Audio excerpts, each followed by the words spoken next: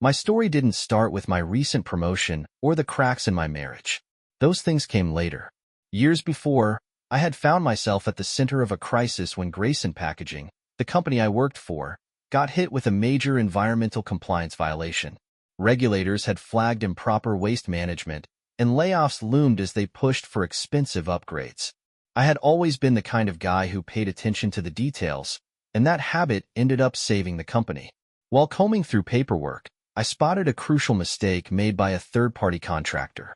That small discovery spared Grayson Packaging from harsher penalties and, whether I wanted it or not, earned me a reputation among management as the guy who could fix things. That wasn't the first time I had been thrown into a high-pressure situation. A few years before my son, Oscar, was born, I had been in a serious car accident. I was driving home late at night from a friend's bachelor party when a drunk driver swerved into my lane and hit me head-on. I walked away with a fractured arm, but the damage went deeper than that. Ever since that night, I had carried an unease about driving in the dark, something I never fully shook. The experience made me more cautious, more responsible, traits that would later define how I approached both fatherhood and my work. Agnes and I had faced plenty of challenges together, especially early in our marriage. I remember one of the worst, when a tornado ripped through our neighborhood, leaving our tiny apartment barely livable. We spent weeks in a motel, dealing with insurance claims and trying to salvage what little we had left. It was one of those experiences that could break a couple, but instead, it brought us closer. At the time, I believed we could get through anything as long as we had each other. But things got harder when my younger brother, Charlie, went through a rough patch and moved in with us. He had been struggling with addiction, and I took it upon myself to help him get back on his feet. Balancing his needs with those of my wife and young son wasn't easy, and the strain of it never really left our household. Even after Charlie got the help he needed and turned his life around, Agnes never let go of the resentment she felt over how much it had disrupted our lives. She brought it up often, like an old wound she refused to let heal. Still, there were moments I was proud of, moments where I felt like I was making a difference. One of the best was during Oscar's elementary school years when I volunteered to build a custom playground for the school. Being a machinist, I put my skills to good use, fabricating equipment and overseeing the installation. It became a fixture in the neighborhood, and Oscar took every opportunity to tell his friends his dad had built it. Despite everything, I had a passion that not many people knew about: restoring vintage motorcycles. In my garage sat a half-finished 1969 Norton Commando, a project I had been working on in stolen moments over the years. I always imagined the day I'd finally get it running and take long, quiet rides through the countryside. But life had a way of pushing dreams further and further out of reach. The day I got promoted to shift supervisor at Grayson Packaging was supposed to be a good one. I had worked toward it for years, and even though the role came with more responsibility, the night shift schedule suited me. It meant I could make it to Oscar's games and school events during the day without sacrificing work. I had done night shifts before and knew how to handle the adjustment. With a few paid days off before I started, I decided to tackle something I had been putting off: converting the space above my detached garage into a livable apartment. My plan was simple: create a quiet place where I could sleep during the day without being disturbed. But before I could even get started, I ran into a problem. The Wi-Fi signal didn't reach the garage. Annoyed but determined, I climbed into the attic to run a cable and fix the issue. That's when I heard it. A noise. The house was supposed to be empty. Agnes was at work, and Oscar was with his grandparents. But the sound was unmistakable, coming from our bedroom. My gut twisted as I froze, straining to listen. Moving carefully, I crawled toward the source. Through an old, unsealed vent in the attic, I caught sight of something that shattered everything I thought I knew. Agnes was in our bed with another man. For a moment, I couldn't move. My mind refused to accept what my eyes were seeing. My breath felt heavy, my heart hammering in my chest. It wasn't just the act itself. It was the way they spoke, the ease with which they mocked me. The man, Freddie Grant, was a delivery driver Agnes worked with and the divorced father of one of Oscar's classmates. I listened as they laughed about their arrangement, about how easy it had been to hide from me. I gritted my teeth and forced myself to stay quiet. I needed proof. Hands shaking, I pulled out my phone and recorded every second, every word. The smugness in his voice, the guilt in hers. It was all there. I had everything I needed. When the house finally fell silent again, I climbed down from the attic, my mind spinning. It wasn't just that Agnes had been unfaithful. She had deliberately shut me out of our marriage while sneaking around with another man. This wasn't a moment of weakness. It was a choice she had made again and again. Later, standing under the scalding water of the shower, I let the truth sink in. My marriage was over. Any love or trust one had for Agnes had been destroyed. But I refused to let her betrayal ruin me. My focus shifted to Oscar. He had 2 more years of high school left, and he needed stability. The garage apartment, once just an idea for a quiet retreat, suddenly became something more. It became my escape. That night, I started reaching out to contractors, planning to turn the space into a fully functional living area. With my promotion, I could afford to get the work done without the added stress of doing it myself. For the first time, I saw the real value of my time. Saving every penny for the future didn't matter anymore, especially when half of everything I owned might eventually go to Agnes. From now on, my priorities were clear, myself and Oscar.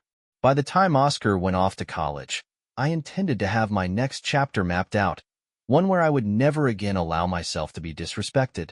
That evening, when Agnes came home, I was already sitting at the kitchen table, watching her carefully. She looked different to me, older, heavier, tired. How had I not noticed it before? A brief flicker of sadness passed through me, but I quickly reminded myself that her choices had led us here. She acted surprised to see me home early. I told her I was starting night shifts and had come home to rest before heading out. She pretended to be concerned, suggesting I should get some sleep. When she quickly offered to wash the bedding, no doubt remembering what had happened earlier that day, I shook my head. There was no need. I told her I'd be sleeping in the guest room. That night, instead of going to work, I drove to a nearby sports bar, had a couple of beers, and watched a baseball game. It felt good to sit alone and let my mind settle. When I finally returned home, Agnes was already asleep. Quietly, I parked in the garage and spent the night on an air mattress in the unfinished apartment. I slept better than I had in weeks. The next morning, one of the contractors I had contacted got back to me with a fair estimate and an immediate start date. The crew could begin on Monday and have the entire space finished in just 2 weeks. I wasted no time. I signed the contract on the spot. As I pictured the apartment coming together, I felt something I hadn't in a long time. A renewed sense of purpose. This wasn't just about building a place to sleep. It was about reclaiming control over my own life, stepping away from betrayal, and shaping a future that belonged to me. Sunday evening, I reported for my first shift as a supervisor. My schedule ran from Sunday to Thursday nights, with the plant shutting down on Fridays and Saturdays. I hadn't mentioned the promotion to Agnes, and I had no intention of doing so. She had kept her secrets, so I saw no reason to share my own. The next night, when I chose to sleep in the guest room, Agnes was caught off guard. She pointed out that my night shifts meant we'd barely see each other, and didn't understand why I wouldn't just sleep in our bed. I told her I was trying to adjust to the new schedule, working nights and sleeping during the day, and didn't want to disturb her. She hesitated before suggesting we could at least be close, maybe just cuddle. I knew where this was going. I told her flatly that being close wouldn't do me any good. It would just lead to wanting more. If intimacy wasn't an option, I wasn't going to torture myself by pretending otherwise. I made it clear I wasn't the kind of man to push for something unwanted. So if she ever changed her mind, she could let me know. Until then, I'd be in the guest room. She quickly reassured me that she was just tired, hoping I'd understand. I assured her I understood perfectly. I wasn't angry, just stating the facts. With that, I turned and walked away, leaving her standing there, confused. By the weekend, I kept my distance. Saturday was spent playing catch with Oscar and working in the yard, and when night came, I returned to the guest room without explanation. Agnes watched me, waiting for me to say something, but I didn't. I had no interest in playing the role of the pleading husband anymore. Sunday evening, I arrived at work early, settling into my new responsibilities with ease. The job suited me, and I adjusted quickly. When I came home Monday morning, Agnes had already left for work, and the construction crew had started renovations on the apartment. I went over the plans with the foreman, made sure everything was on track, and then tried to get some sleep. The noise outside made it difficult, and just as I was starting to drift off, the landline in the guest room rang. Annoyed, I answered groggily. It was Agnes's mother, Jennifer, checking in. She asked if I was sleeping, and I snapped that she had her answer now. She immediately scolded me for my attitude, saying she and her husband, Freddie, knew I was on night shifts and just wanted to offer help with Oscar if I needed it. I wasn't in the mood for small talk or pity. Without another word, I hung up, unplugged the phone, and went back to sleep, muttering about how clueless people could be. By Friday, the apartment renovations were done. It was impressive.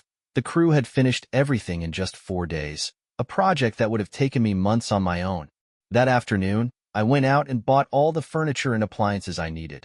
A bed, a small kitchen table, a sofa, a TV, a refrigerator, an oven, and a microwave. Standing in the newly finished space, I felt something I hadn't in years, complete control over my own life. This wasn't just a quiet place to sleep. It was a fresh start. By Monday, the apartment was fully furnished, and I was ready to move in. Agnes's confusion was obvious when she arrived home and saw the workers still putting finishing touches on the garage. She immediately pulled me aside, demanding to know what I was doing. I told her simply, I was having the apartment finished so I'd have an insulated, quiet space to sleep during the day while working nights. No noise, no interruptions, and no landline ringing in my ear. It was a practical decision. She frowned, clearly uncomfortable with the idea, and said it felt like I was disappearing from the house. She argued that as my wife and Oscar's mother, she should notice my presence. I reassured her that I'd still be taking Oscar to practices and games, and we'd still have family dinners. This arrangement was just about giving me the rest I needed. Her concerns shifted then, and she accused me of pulling away. She pointed out that I hadn't so much as touched her since I started working nights. I reminded her that I had been waiting for her to let me know when she was interested, but she hadn't.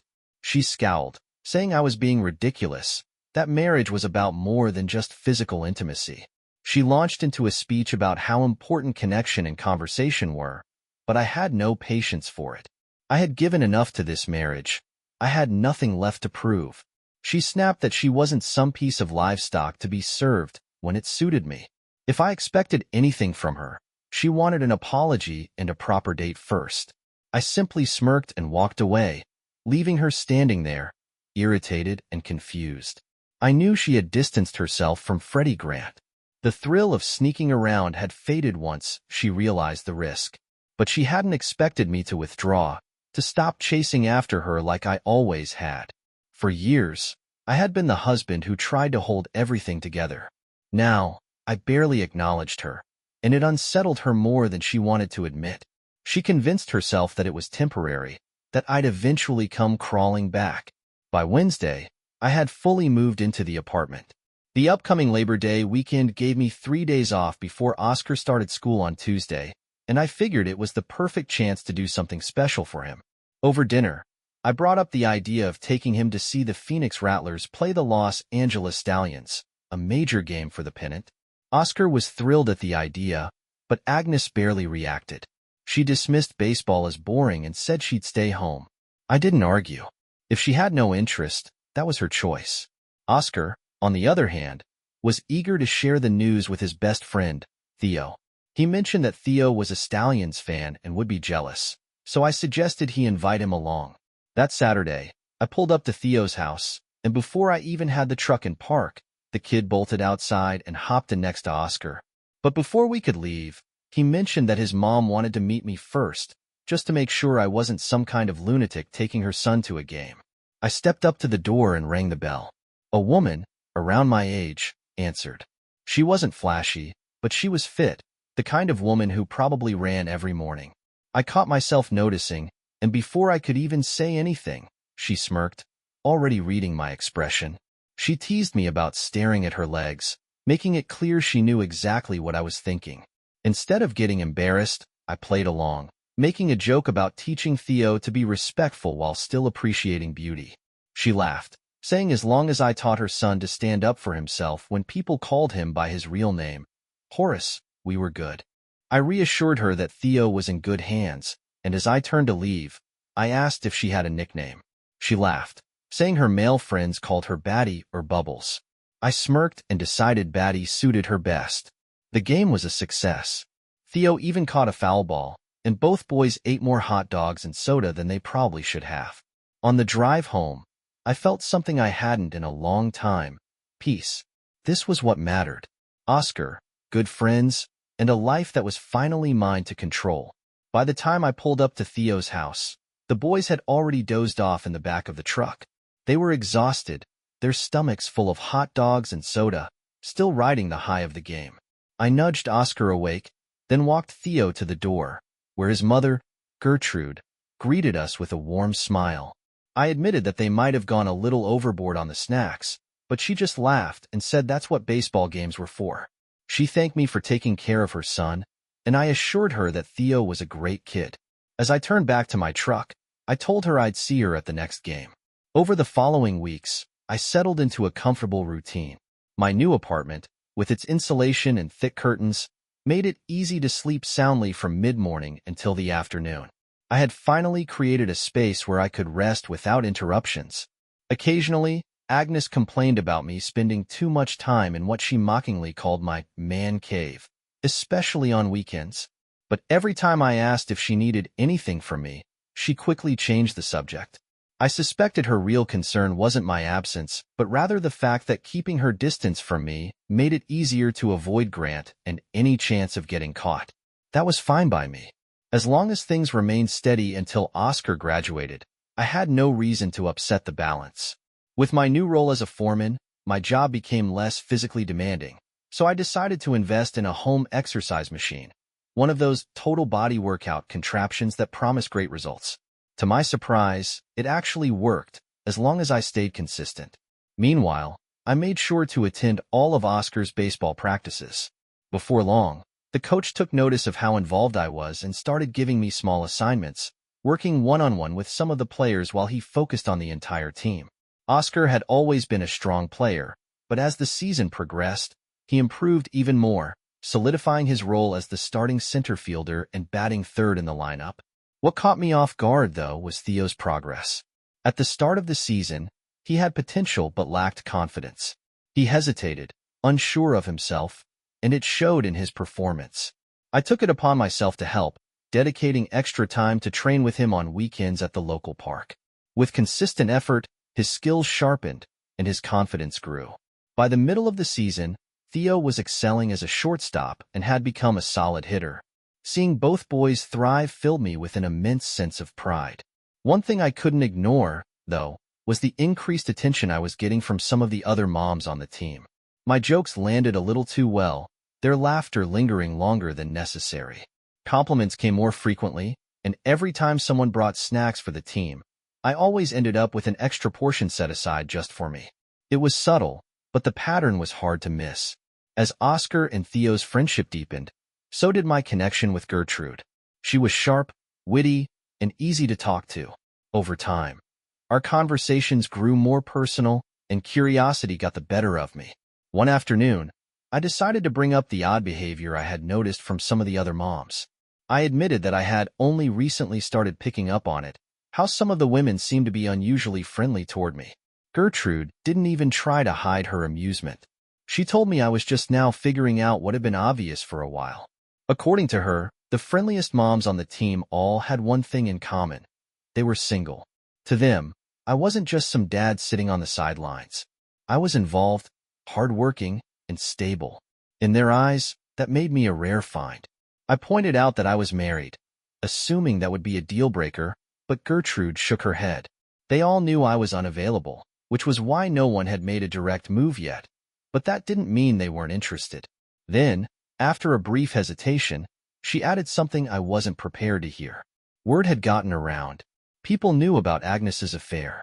Not just rumors, but details, enough for others to assume my marriage was already over.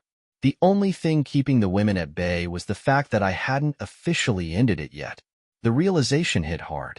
I asked her how people knew something so personal, but before she could answer, the truth dawned on me. It had to be Grant. Agnes must have confided in him, and he, being the arrogant fool he was, couldn't keep his mouth shut. Gertrude tried to lighten the mood with a joke, but I barely heard it.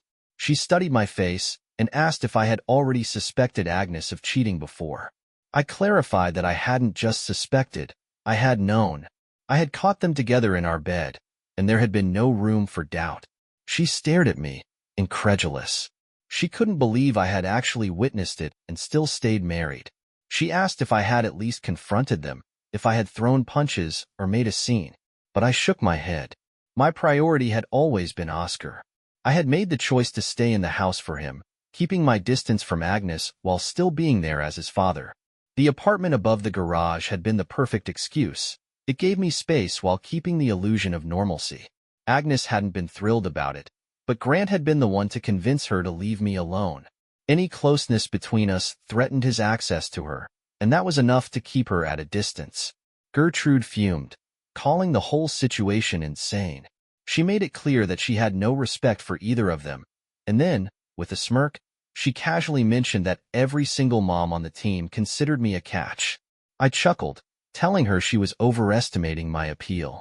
I was just a regular guy, nothing special, but she dismissed that immediately. In her eyes, I was smart, kind, and great with kids. More than enough reason for women to take notice. Then, with a teasing grin, she added that if she weren't so plain and flat-chested, she would have already made a move herself. I laughed, appreciating the honesty, and admitted I had no idea I had become the talk of the team. If people really knew about my situation, it was humiliating. But Gertrude disagreed. She assured me that people weren't judging me. They admired the way I was handling things. Before we parted ways, she made an offhand comment about Oscar. She said he had already noticed that something was wrong between me and Agnes, even if he hadn't figured out the full story yet. It was only a matter of time before he put the pieces together. Then, almost as an afterthought, she mentioned something else. Theo had developed a crush on Vanessa Grant. It was awkward, considering who her father was, but Vanessa herself was a sweet girl. She joked that she hoped Oscar stuck to Viola Ingram instead. At least that was a drama-free option. I agreed, saying Viola had already been eyeing him, and at least she came from a solid family. Maybe, in all of this chaos, something good could come out of it. 2 nights later, Oscar's team played in the first round of the district championship, and I realized I was more anxious than my son. Adding to the tension, I noticed that the usual trio of single moms had taken their efforts up a notch. Norma Wilson had chosen a top that left little to the imagination, constantly leaning toward me under the pretense of picking something up. She had a figure that was hard to ignore, and she made sure I noticed. Brandy Dorn, on the other hand, wore a snug sweater that hugged her curves just right. She kept me engaged with endless questions about the team, making sure I stayed in conversation with her. And then there was Gwen Miller. The game hadn't even started, and I already knew this was going to be a long night. Gwen Miller was the least subtle of the group. Every time she spoke to me, she stood close enough that her chest brushed against my arm or side. It was obvious, deliberate, and honestly a little amusing. I didn't react, but Gertrude must have picked up on the situation. Without saying a word, she handed me a soda and a hot dog, then retreated to her usual spot near first base. Moments later, something strange happened. All 3 of the women who had been vying for my attention suddenly walked away at the same time. It felt odd, but I didn't have to wonder why for long. A familiar voice rang out behind me, loud enough to make sure everyone heard. Agnes had arrived. She made a point of announcing herself, stating that she had come to watch her son play. But there was an edge to her words, a pointed accusation buried beneath them. She wasn't just here for the game. She was here to send a message. Her eyes scanned the women who had been surrounding me, her irritation barely concealed. I kept my response neutral, steering the conversation away from whatever she was implying. I mentioned that the game hadn't started yet, but Oscar had done great during batting practice. Agnes, however, wasn't interested in small talk. She scoffed at my attempt to dodge the obvious and immediately pressed the issue, making a sarcastic remark about the fan club that had gathered around me. Shrugging, I made it clear I had no explanation for the behavior of the other moms. I wasn't about to start trying to decipher the mysteries of the female mind. But what surprised me more was seeing Agnes hear it all. She quickly defended herself, claiming that, of course, she was here to support Oscar because this game was important to him. Then she added that, since she hadn't seen much of me lately due to my night shifts, she figured we could cheer him on together. We settled into the bleachers, but something about Agnes's demeanor felt off. She glanced around, clearly aware of the other moms watching her, their expressions less than welcoming. She seemed confused by their reactions, probably assuming they would be indifferent toward her. After all, this was her first game of the season, and she hadn't spoken to most of them before. Then her eyes landed on Gertrude. Unlike the other women, Gertrude didn't wear anything flashy. But even in simple shorts, her toned legs stood out, and Agnes seemed to take notice. The game began, pulling my focus to the field. After 2 quick strikeouts, Oscar stepped up to bat. The first pitch came in high and tight, barely missing his head. My muscles tensed, but he didn't flinch. The second pitch was low and outside, but Oscar adjusted his stance and made solid contact, sending the ball soaring for a stand-up double. Next up was Theo.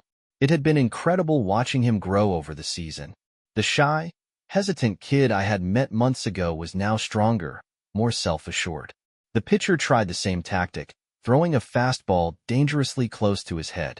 But like Oscar, he didn't back down. I muttered to myself, shaking my head. Trying to intimidate these two was a bad idea.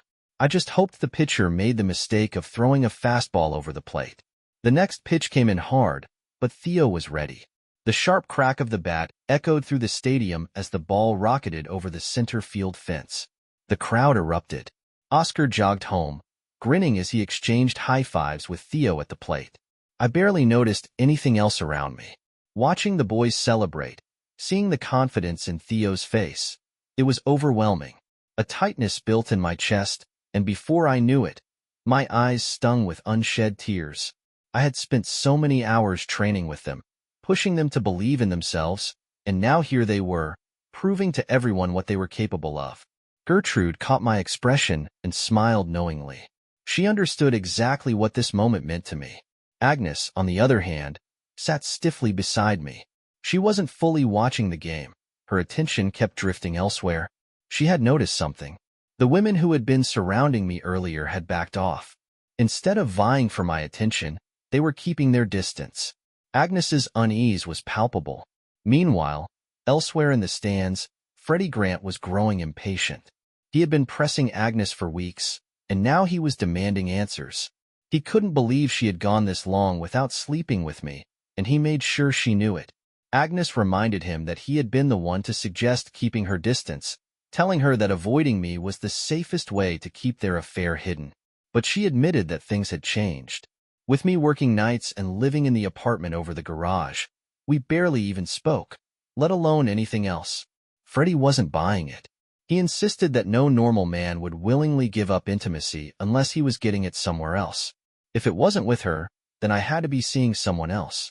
Agnes dismissed the idea immediately. She was certain I wasn't cheating. I wasn't the type. She told Freddie I was just focused on work and Oscar's games. But Freddie wasn't convinced. He laughed at the idea that I could be living without sex, arguing that sooner or later, I'd find someone. Agnes tried to justify her actions, telling him that what they had was just for fun, something temporary. She insisted that she deserved to enjoy herself after everything she had done for our home and family. Freddie smirked, humoring her. He told her to enjoy it while it lasted, but when the time came, he wanted more. He wasn't interested in sneaking around forever.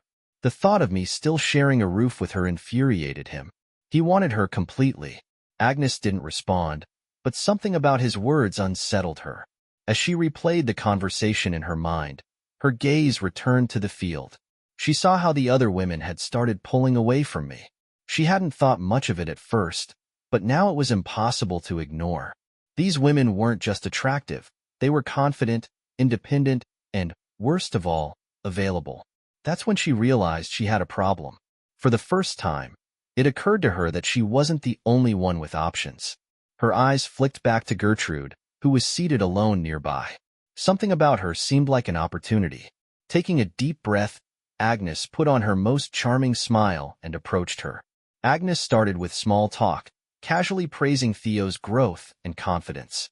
But it didn't take long for her to shift the conversation toward me. With forced cheerfulness, she mentioned that I had a knack for mentoring kids, almost too good at it, in her opinion.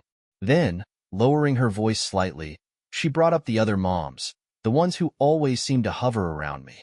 Agnes didn't come right out and say what she wanted.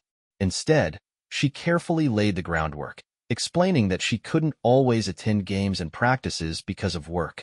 She emphasized that she trusted Gertrude and felt comfortable with her around. Then she got to the real point. She wanted Gertrude to stick close to me when she wasn't around, to act as a buffer between me and the other women. Gertrude immediately picked up on the subtext. With a smirk, she leaned back and repeated Agnes's request, making sure she understood correctly. Agnes was afraid that other women would seduce me, so she wanted Gertrude to act as a decoy. And, of course, she had chosen Gertrude specifically because she didn't see her as a threat. Agnes quickly tried to clarify, saying it wasn't about looks, it was about keeping me faithful. But Gertrude wasn't buying it. She asked Agnes point blank, if I ever did cheat, would she leave me? Or would she tolerate it as long as she stayed my number one? Agnes's response was immediate. She claimed infidelity would be the end. It wasn't just about the act, it was about trust. Betrayal was a deal-breaker. She insisted she would never tolerate it. Gertrude nodded slowly, watching her carefully. For the first time, Agnes looked unsure of herself. Agnes looked at Gertrude expectantly, waiting for an answer. She wanted her to act as a buffer, keeping me occupied so the other women wouldn't get too close. With a sly smile, Gertrude agreed but made it clear that Agnes needed to explain the arrangement to me. She didn't hide the sarcasm, joking that no one was better suited to keeping a man celibate than someone as safe as her. Agnes either ignored the jab or chose not to acknowledge it. She simply smiled, thanked her, and walked away, satisfied that she had done something to protect her marriage. Later that night, just before I left for work, Agnes brought it up. She had acted casual, as if she just wanted to check in, but it was clear she had a bigger agenda. She danced around the topic before finally getting to the point. She believed I was surrounded by too many single, attractive moms, and she wasn't comfortable with it. Her solution? She wanted me to stick close to Gertrude. The next day at practice, I told Gertrude what had happened. She found it hilarious, shaking her head at the irony of the situation. She reminded me that no man was ever truly safe around a woman, no matter how ordinary she might seem. I didn't hold back. I told her straight up that she was one of the most beautiful women I had ever known. Unlike the superficial bleach and implants type, she was the full package. For the first time since I'd known her, she looked caught off guard. Amused and flustered at the same time, she muttered something about needing an eye exam after baseball season. I laughed, telling her my vision was just fine, though clearly, I had misjudged one thing, my wife. Gertrude smirked at that, suggesting maybe Agnes had misjudged us, too. The rest of the practice passed in a blur of conversation and easy laughter. I spent most of it chatting with Gertrude, and the shift in dynamic didn't go unnoticed. The other parents, especially the women who had been circling me before, took note. Some looked surprised, others disappointed. In one session, Gertrude had effectively set me apart from the crowd. A few days later, the team had an away game in Middleburg, a 3-hour drive. To keep the boys rested, the coaches decided to travel the night before and stay in a hotel. I gave a ride to Jake Winston's parents and Gertrude, and much of the drive was spent discussing the team's chances at the district and state championships. When we arrived, I helped the Winstons with their luggage as they checked in. The parents who had volunteered as chaperones stayed with the team, while the rest of us had to find accommodations elsewhere due to the influx of visitors for the games. As Oscar joined his teammates, I reminded him to behave and assured him I'd be there for morning practice. Then, turning to Gertrude, I asked where she was staying. She gave a simple answer, the same hotel as me. That didn't add up. I hadn't mentioned where I was staying. Confused, I asked how she knew. She just smiled mischievously and said she hadn't known at all. It wasn't until I checked in and returned to the truck with my room key that things started clicking into place. I turned to her, holding up the extra key card. Without hesitation, she took it from my hand, kissed me lightly on the cheek, and told me to get settled. We had a long night ahead of us. The next morning, I woke up feeling even more drained than when I had gone to bed. The weight of what had happened hit me all at once. For the first time in my life, I had broken my marriage vows. Even though I knew Agnes had done the same. Far worse, in fact, it didn't change the fact that I had crossed a line. Gertrude must have sensed my turmoil because she didn't let me dwell on it for long. She laid things out logically, point by point. Agnes had not only cheated on me but had also willingly cut off any physical intimacy between us. Even if she hadn't, she had put my health at risk by being with Grant. That alone, Gertrude argued, freed me from my vows. Then, in a softer tone, she admitted something personal. She hadn't been with anyone in over 2 years. She had even been tested, just as I had after discovering Agnes's affair. There were no risks here. She had even gone on birth control a month ago, hoping this would happen. She challenged me to give her a real reason why we shouldn't be together. Then, after a brief pause, she asked the question that made my chest tighten. Was it just that I didn't find her attractive? I shut that thought down immediately. I told her she was incredibly attractive. There was no question about that. The hesitation wasn't about her. It was about me. I had never cheated before, and this was a major shift for me. But after everything, she had made a strong case. I was ready now. Before things went any further, Gertrude's expression turned serious. She told me something I hadn't expected. Both of her parents were in hospice, and they didn't have much time left. On top of that, her brother had been sending videos of Theo's games to a well-connected coach at a top prep school in Los Angeles. If Theo earned a scholarship, they would likely be moving back. She wanted to be clear. I wasn't stepping into something permanent. We weren't building a future together. I was a married man whose wife had been unfaithful, and she was a single mom doing everything she could to give her son the best opportunities. I assured her I understood. I was genuinely happy for Theo. He had worked hard and deserved to play at a top-tier school.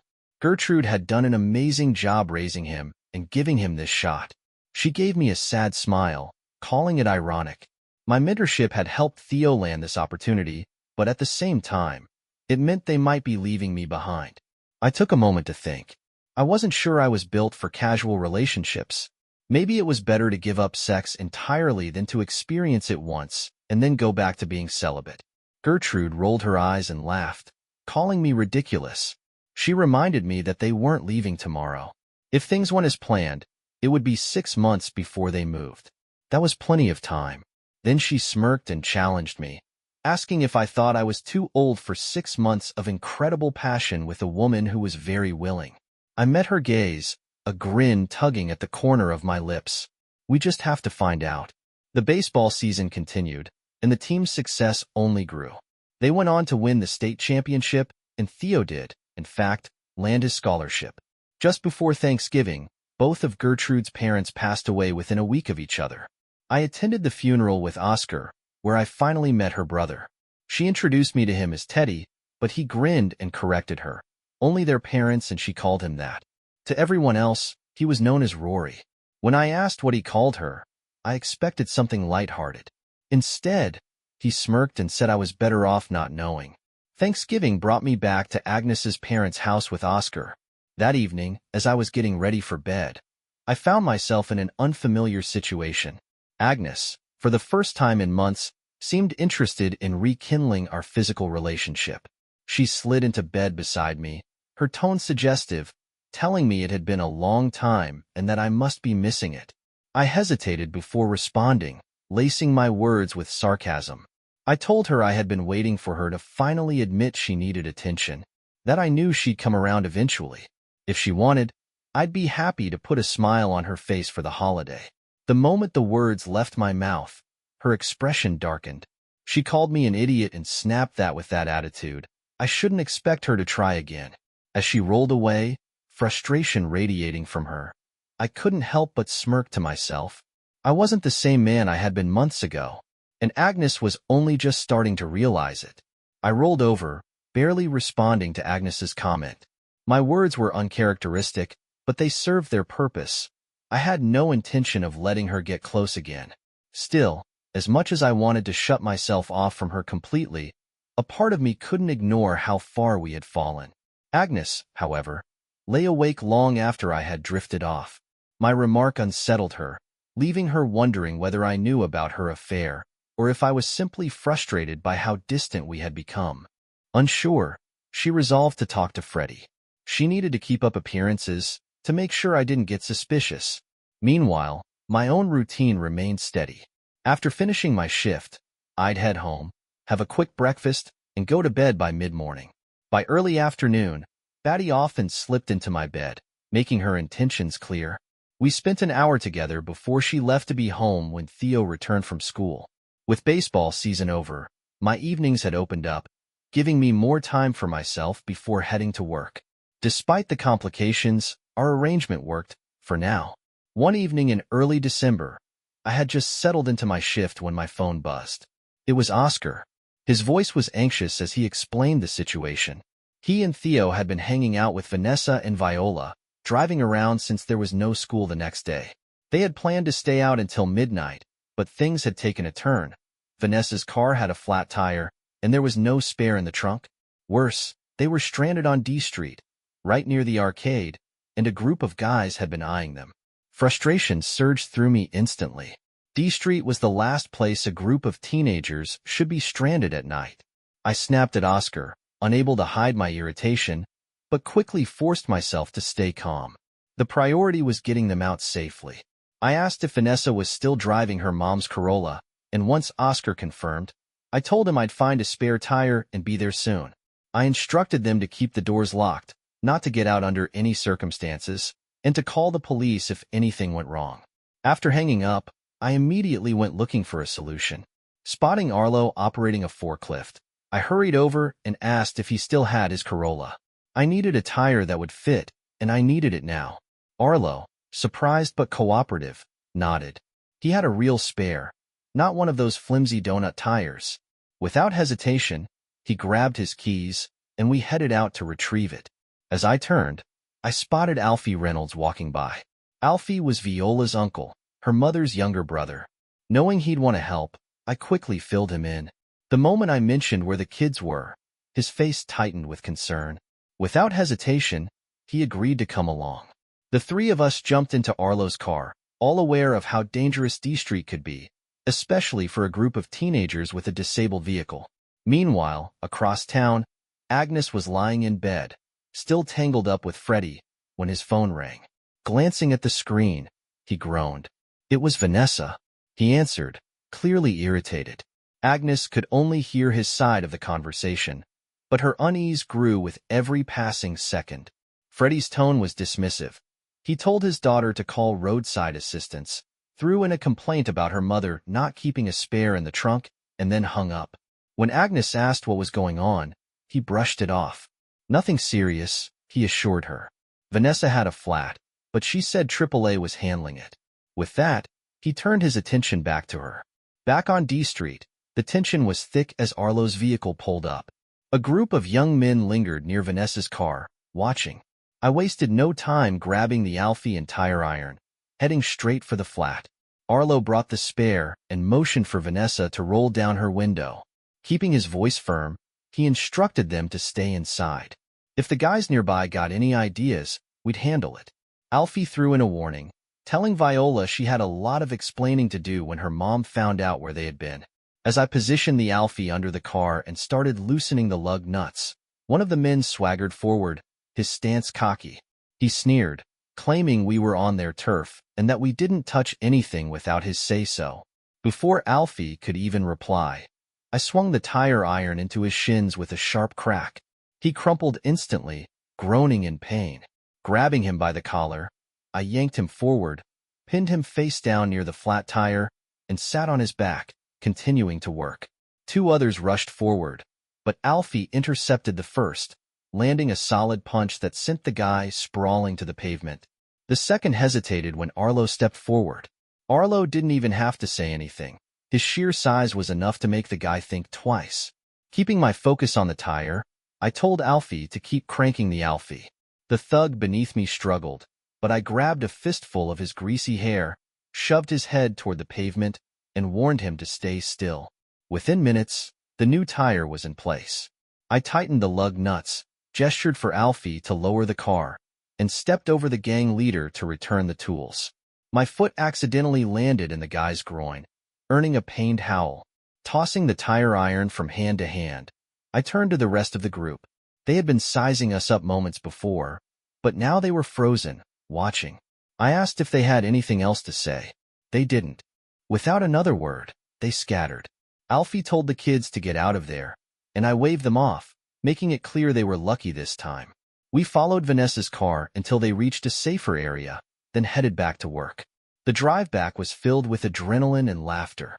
Arlo was still grinning, shaking his head as he asked if I had really cracked that guy's shins. He said the guy went down like a sack of potatoes. Alfie, rubbing his arm from the punch he had thrown, admitted it felt good, but he'd probably feel it even more in the morning. Arlo, still laughing, added that me sitting on the guy while changing the tire was a classic move. By the time we returned to the plant, our late-night adventure had become the talk of the night shift. Stories of courage and quick thinking always spread fast, providing a much-needed distraction during long hours. The next morning, I woke up groggy, only to find Batty slipping into bed beside me. Her kiss was deep, her intentions unmistakable. She was completely bare, her body warm against mine. Theo had told her everything. She had heard about what happened on D Street, how I had stepped in to protect the kids. Her voice was breathless as she whispered that I had earned this, that she wanted me. She had waited for Oscar and Theo to head out for the day before coming over, knowing we had time. Meanwhile, across town, Agnes was barely an hour into her workday when Gina Moore approached her at the water cooler, eager to share something. The moment Gina started talking, I could imagine Agnes's stomach dropping. Word had already spread. Everyone was buzzing about what had happened last night. Alfie Reynolds, Arlo Benson, and I had stepped in to deal with some punks harassing the kids on D Street. As Gina shared the details, I could only imagine Agnes's anger boiling over. Vanessa had called her father for help, and Freddie had brushed her off without a second thought. He had dismissed his own daughter, leaving her stranded in a dangerous part of town. Meanwhile, I had stepped up. While Freddie had ignored Vanessa's plea, I had been the one to protect them all. And that realization, more than anything, sent a bitter chill through Agnes's veins. Lying in bed that night, I knew I had shut Agnes down exactly the way I needed to. There was nothing left between us, and I had no intention of pretending otherwise. But as I rolled over, a part of me still felt the weight of it all. This marriage had been crumbling for a long time, yet seeing it in pieces still left a dull ache in my chest. Agnes, however, wasn't sleeping. She lay awake, and though I couldn't see her face, I knew her mind was spinning. She had to be wondering, had I known all along? Was I aware of her affair? Or was I just a bitter husband shutting her out over months of neglect? Either way, I knew she'd find her answer soon enough. I kept my routine the same. After finishing my shift, I'd head home for a quick breakfast before crashing into bed by mid-morning. By early afternoon, Batty would slip in beside me, her intentions clear. We spent an hour together before she left to be home when Theo returned from school. With baseball season over, my evenings had opened up, leaving me more time to think. Despite the complications, this arrangement worked, for now. One evening in early December, just as I was settling into my shift, my phone buzzed. It was Oscar. He sounded anxious, and I tensed as he explained the situation. He and Theo had been hanging out with Vanessa and Viola, driving around since there was no school the next day. They had planned to stay out until midnight, but things had taken a turn. Vanessa's car had a flat tire, and there was no spare in the trunk. Worse, they were stranded on D Street, right near the arcade, and a group of guys had been watching them. My frustration spiked immediately. D Street was the last place they should be at night. I snapped at Oscar without thinking, then forced myself to take a breath and focus. I asked if Vanessa was still driving her mom's Corolla, and once he confirmed, I told him I'd find a spare tire and get there as fast as I could. I ordered them to keep the doors locked, not to get out under any circumstances, and to call the police if anything went wrong. Hanging up, I stormed across the production floor, searching for a solution. Spotting Arlo operating a forklift, I went straight to him. "You still got that Corolla?" I asked, my tone sharp. "I need a tire that fits, and I need it now." Arlo, caught off guard, looked at me for a second before nodding. "Yeah, I got a real spare. Not one of those flimsy donuts. Let's grab it and go. As he moved to get it, I spotted Alfie Reynolds walking by. Alfie was Viola's uncle, her mother's younger brother, and a guy I knew I could trust. Alfie, I called out, motioning him over. Oscar and some friends, including Viola, are stuck on D Street with a flat. Arlo has a tire, and I'm heading over there now. Can you come? Alfie's face tightened with concern. Absolutely. Let's go. Within minutes, we were on the road, fully aware of how bad that part of town could be at night, especially for a group of teenagers in a disabled car. Meanwhile, across town, Agnes was in bed with Freddie when his phone rang. He glanced at the screen, groaned, and muttered that it was Vanessa. Agnes listened as he answered, her unease growing by the second. Freddie barely let his daughter speak before brushing her off. He told her to call AAA, threw in a complaint about her mother not keeping a spare in the trunk, and then hung up like it was nothing. When Agnes asked what was going on, he waved her off. Nothing serious, he said, reaching for her. Vanessa had a flat, but she said AAA was handling it. Agnes didn't push for details, but something about his response must have unsettled her. By the time Arlo, Alfie, and I arrived on D Street, the tension in the air was thick. A group of young men lingered near Vanessa's car, watching. I grabbed the Alfie and tire iron without hesitation and got to work. Arlo knocked on the driver's side window, instructing Vanessa and the others to stay inside. Alfie leaned in and told Viola she had a lot of explaining to do when her mom found out where they had been. I had barely begun loosening the lug nuts when one of the men from the group swaggered over, his stance cocky. He sneered, claiming we were on his turf and that we didn't touch anything without his say-so. I didn't give him time to say anything else. Swinging the tire iron, I cracked him hard across the shins. He crumpled to the ground with a groan, and I grabbed him by the collar, yanking him forward and pinning him face down near the flat tire. I sat on his back, continuing to work. Two others rushed forward, but Alfie intercepted the first, landing a solid punch that sent him sprawling to the pavement. The second hesitated when Arlo stepped forward. Arlo didn't even need to do anything. His sheer size alone made the guy back down. I kept my focus on the tire, muttering for Alfie to keep cranking the Alfie. The guy beneath me tried to squirm free, but I shoved his face toward the pavement and warned him to stay still. Within minutes, the new tire was in place. I tightened the lug nuts, gestured for Alfie to lower the car, and stepped over the gang leader to return the tools. My foot accidentally landed in the guy's groin, earning a pained howl. Tossing the tire iron from hand to hand, I turned to the rest of the group. They had been sizing us up moments before, but now they were frozen, watching. I asked if they had anything else to say. They didn't. Without another word, they scattered. Alfie told the kids to get out of there, and I waved them off, making it clear they were lucky this time. We followed Vanessa's car until they reached a safer area, then headed back to work. The next morning, I woke up groggy, only to feel Batty slipping into bed beside me. Her kiss was deep, her intentions unmistakable. She had waited for Oscar and Theo to leave before sneaking in, knowing we had time.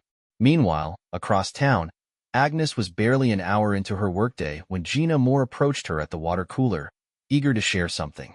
The moment Gina started talking, Agnes's stomach dropped. Word had already spread. Everyone was buzzing about what had happened last night. Alfie Reynolds, Arlo Benson, and I had stepped in to deal with some punks harassing the kids on D Street. As Gina shared the details, I could only imagine Agnes's face. She had to be seething, not just at Freddie but at herself. Vanessa had called her father for help, and Freddie had dismissed her like it was nothing. Meanwhile, I had stepped up. Freddie had ignored his daughter's plea, and I had protected them all. And knowing Agnes, that realization had to burn.